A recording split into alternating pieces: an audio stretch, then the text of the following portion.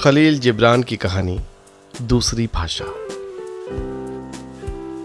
मुझे पैदा हुए अभी 3 ही दिन हुए थे और मैं रेशमी झूले में पड़ा अपने आसपास के संसार को बड़ी अचरज भरी निगाहों से देख रहा था। तभी मेरी माँ ने आया से पूछा, कैसा है मेरा बच्चा? आया ने उत्तर दिया, वो खूब मजे में है। मैं उसे अब तक 3 बार दूध पिला चुकी हूं। मैंने इतना खुशदिल बच्चा आज तक नहीं देखा।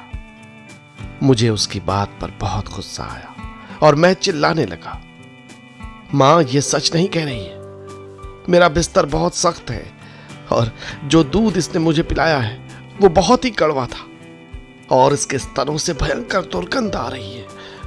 माँ, मैं बहुत दुखी हूं।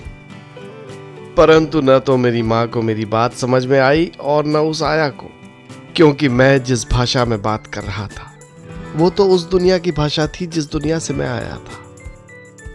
और फिर जब मैं 21 दिन का हुआ और मेरा नामकरण कर दिया गया तो पादरी ने मेरी माँ से कहा, आपको तो बहुत खुश होना चाहिए क्योंकि आपके बेटे का तो जन्म ही एक ईसाई के रूप में हुआ है। मैं इस बात पर बहुत आश्चर्यचकित हुआ। मैंने उस पादरी से कहा, तब तो स्वर्ग में तुम्हारी माँ को बहुत दुखी होना चाहिए क्योंकि तुम्हारा जन्म एक ईसाई के रूप में नहीं हुआ था। किंतु पादरी भी मेरी भाषा नहीं समझ सका। फिर 7 साल के बाद एक ज्योतिषी ने मुझे देखकर मेरी माँ को बताया, तुम्हारा पुत्र एक राजनेता बनेगा और लोगों का नेतृत्व करेगा। परंतु मैं चिल्ला उठा, यह भविष्यवाणी गलत है क्योंकि मैं तो एक संगीतकार बनूंगा, कुछ और नहीं, केवल एक संगीतकार। किंतु मेरी उस उम्र में किसी ने मेरी बात को गंभीरता से नहीं लिया। मुझे इस बात पर बहुत हैरानी हुई। 33 वर्ष के बाद मेरी माँ, मेरी आया और वो पादरी, सबका स्वर्गवास हो चुका है।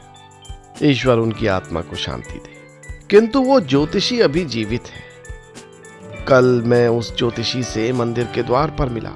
जब हम बातचीत कर रहे थे तो उसने कहा, मैं तो शुरू से ही जानता था कि तुम एक महान संगीतकार बनोगे। मैंने तुम्हारे बचपन में ही ये भविष्यवाणी कर दी थी। तुम्हारी माँ को भी तुम्हारे भविष्य के बारे में उसी समय बता दिया था और मैंने उसकी बात का विश्वास कर लिया क्योंकि अब तक तो मैं स्वयं भी उस दुनिया की भाषा को भूल चुका था।